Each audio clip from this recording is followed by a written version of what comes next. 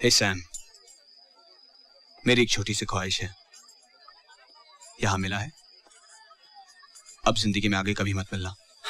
मेरी भी एक ख्वाहिश है, एक बार जिंदगी में जरूर मिलना। उस दिन जो अधूरा रह गया था उसे पूरा करना है। मेरी बारी बाकी है। ओह या।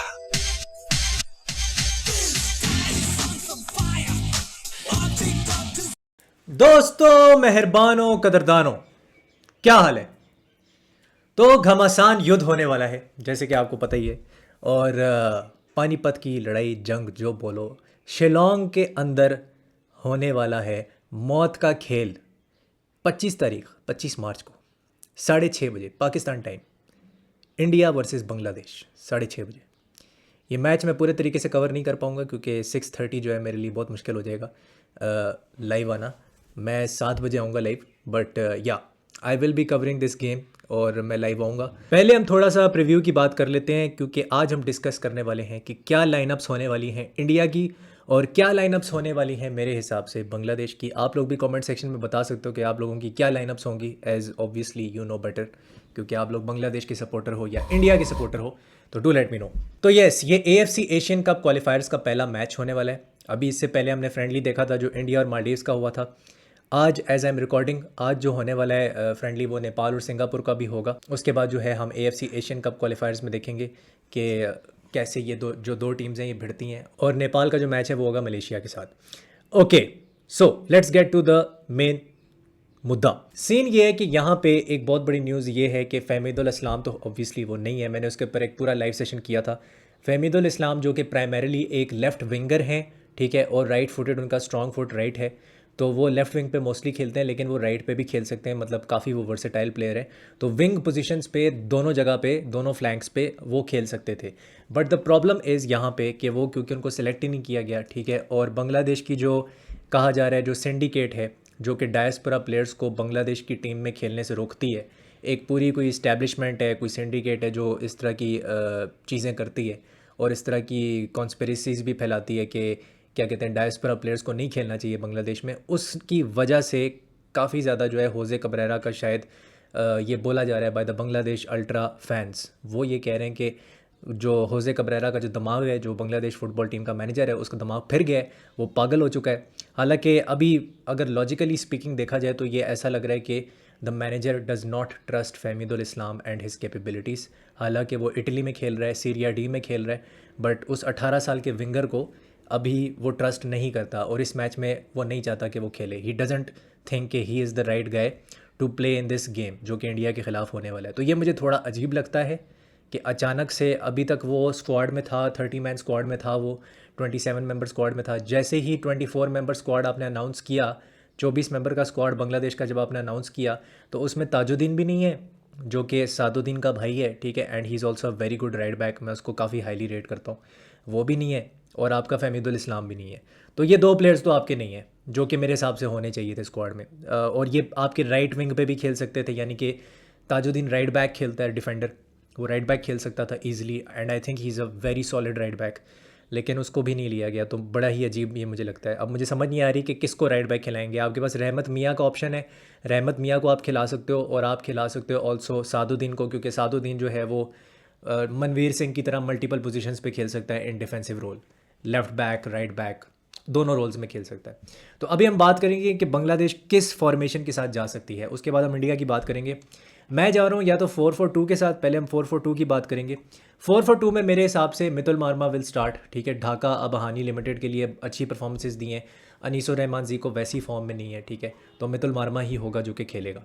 मैं सेंटर बैक पेयरिंग में जा रहा हूँ टोपू वर्मन के साथ, ठीक है, और तारिक काजी जो कि डायस्पोरा प्लेयर हैं, खेलते वसुंधरा किंग्स के लिए हैं, बट वो फिनलैंड में पैदा हुए हैं, ये सबको पता है। तो I think I will go with this pairing. क्या आप लोग शकील हुसैन को खिलाओगे सेंटर बैक में, मुझे ज़रूर बताना इन द कमेंट सेक्शन। और राइट बैक पे मैं जा रहा हूँ, I will go with Saduddin. मुझे पता है मुझे वो बिल्कुल अच्छा नहीं लगता, मुझे नहीं अच्छा लगता, बट मेरे अच्छे लगने से क्या होता है, मैनेजर ने सादुद्दीन को ही खिलाना है। आई डोंट सी रहमत मियाँ स्टार्टिंग इन दिस गेम, मुझे नहीं लगता कि रहमत मियाँ स्टार्ट करेगा, होजे कबरेरा उसको स्टार्ट करवाएगा। लेफ्ट बैक पे ईसा फैसल होगा, पुलिस डिपार्टमेंट के लिए तबाही परफॉर्मेंस देता हुआ आ रहा है, अगर वो स्टार्ट नहीं करेगा तो मेरे ख्याल से बहुत बड़ी ज़्यादती है अगर वो स्टार्ट नहीं करता। अच्छा, फिर हम चले जाते हैं डबल पिवट में। डबल पिवट थोड़ा सा ये है कि हमजा चौधरी तो चलो खेलेगा, वो तो शॉर्ट है, वो खेलेगा डबल पिवट में, लेकिन साथ में आप किसको खिलाओगे वो एक बड़ा डिबेटेबल सीन है यहाँ पे। क्या आप मोहम्मद रिदोए के साथ जाएंगे, ठीक है, वो भी ढाका अबहानी के लिए खेलते हैं, 23 ईयर ओल्ड हैं, ठीक है, वो भी डिफेंसिव मिडफील्डर हैं।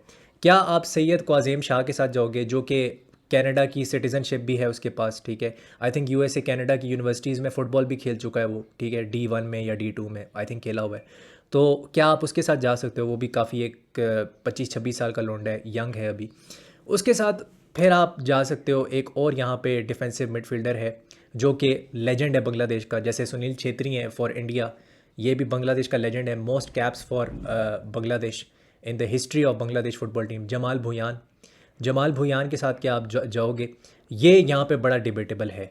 मैं पर्सनली किसके साथ जाऊँगा, देखो अगर सामने वाली टीम में एक्सपीरियंस है, सुनील छेत्री जैसा फोकल पॉइंट है, I think you will need the experience of Jamal Bhuyan defensive midfielder तो हैं, वो तो सबको पता है, लेकिन वो फॉल्स 9 के रोल में भी खेल सकते हैं। उन्होंने सैफ चैम्पियनशिप 2023 में खेल के दिखाया, ठीक है। अब उनकी परफॉर्मेंसेस कैसी थी वो डिबेटेबल थी, वॉज ही इफेक्टिव और नॉट वो डिबेटेबल है। सेंट्रल अटैकिंग मिडफील्डर भी वो खेल चुके हैं सैफ चैम्पियनशिप 2023 में, तो वो मल्टीपल रोल्स में उनको यूज़ किया गया है इन द पास्ट, लेकिन मैं उनको डबल पिवट में खिलाना चाहूँगा जमाल भुयान को। आप लोग मुझे बताओ, आप हमजा चौधरी के साथ किसको खिलाना चाहते हो। फिर हम आ जाते हैं विंग पोजीशन पे। मेरे हिसाब से फैसल फ़हीम लेफ़्ट विंगर है प्राइमरीली, उसको लेफ़्ट विंग पे खेलना चाहिए। अगर आपके पास फहमीदुल इस्लाम होता वो लेफ़्ट विंग पे खेल सकता था, क्योंकि वो राइट फुटेड प्लेयर है अगेन, तो वो खेल सकता था लेफ्ट विंग पे, और वो राइट विंग पे भी खेल सकता है, he is equally good on the right wing.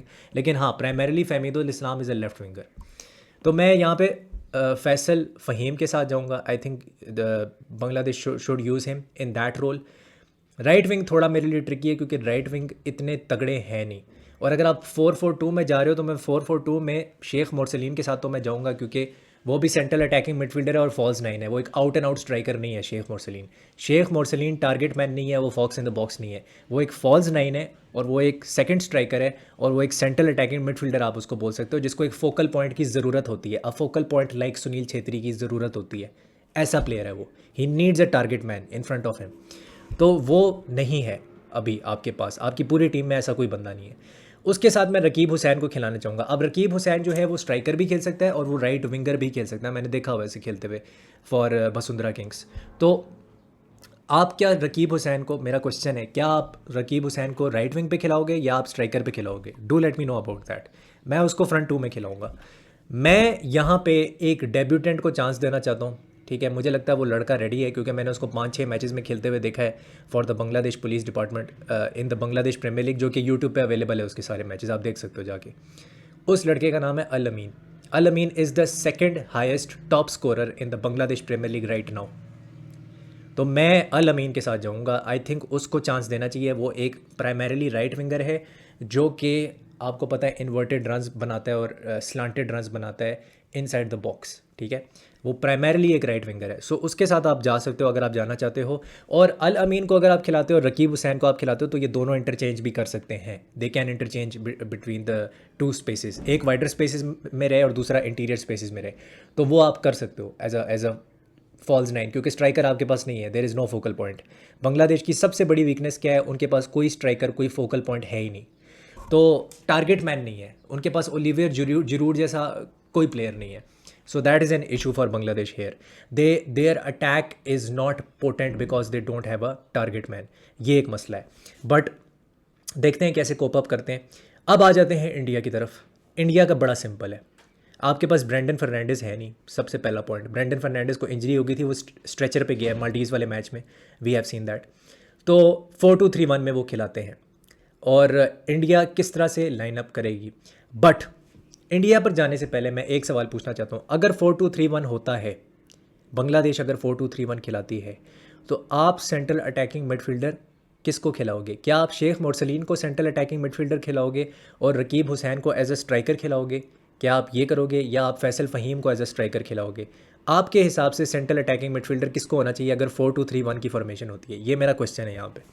अच्छा, अब हम आ जाते हैं दोस्तों इंडिया पे। इंडिया के 2 विंगर्स जो है ना, वो मेरे हिसाब से खेलेंगे ही खेलेंगे। नोरम महेश सिंह जो है, आपको जैसे कि पता है वो सेंट्रल अटैकिंग मिडफील्डर भी खेल सकता है, तो नोरम महेश सिंह को सेंट्रल अटैकिंग मिडफील्डर खिलाया जा सकता है।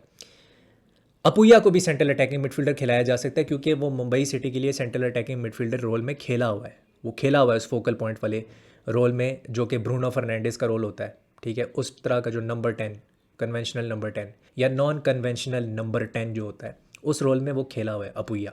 अपुया भी खेल सकता है उस रोल में और नोरम महेश सिंह भी खेल सकता है उस रोल में। स्ट्राइकर आपके सुनील छेत्री होंगे। लेफ्ट विंग पे आपने लिस्टन कोलासो को ही खिलाना है क्योंकि जाहिर सी बात है अब तो वो भगवान बन चुका है सारे इंडियंस के लिए। हालांकि 29 मैचेस में उसने सिर्फ 1 गोल मारा और 2 असिस्ट किए 29 इंडिया के मैचेस में। राइट विंग पे हम चले जाते हैं।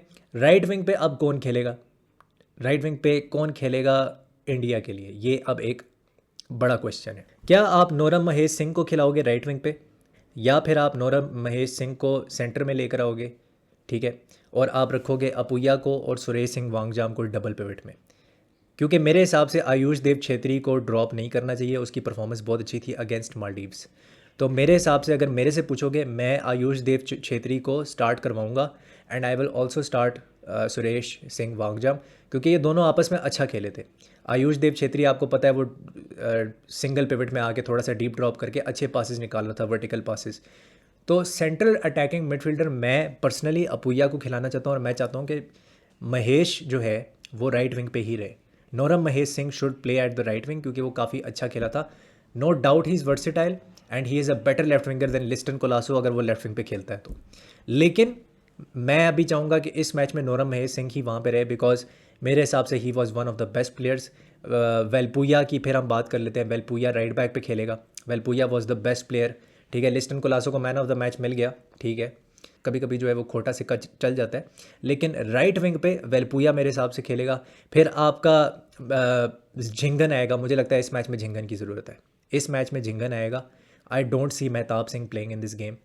राहुल भेके खेलेगा, राहुल भेके तो शॉट खेलेगा, उसकी फॉर्म चल रही है और अभी वो उसने इंडिया के लिए जो है वो अपनी ब्लू जर्सी में जो है वो उसने 2 गोल भी मार दिए। लेफ्ट बैक पे अब एक और सवाल है, क्या सुभाशीष बोस के साथ कंटिन्यू किया जाएगा, क्योंकि इस मैच में सुभाशीष बोस खेल रहे थे, he was okay, he was pretty solid, लेकिन इतना मालदीव्स ने कोई टेस्ट नहीं किया। मालदीव्स को मतलब इतना उनका अटैक ने इतना टेस्ट ही नहीं किया। एक शॉट सेव की थी विशाल केत ने, Vishal Kaith he will obviously be in goal. So मुझे लगता है कि ये आपकी इस तरह की लाइनअप हो सकती है, लेकिन मैं अभी भी कहूँगा कि आई थिंक लेफ्ट बैक पे रोशन सिंह को ट्राई करना चाहिए।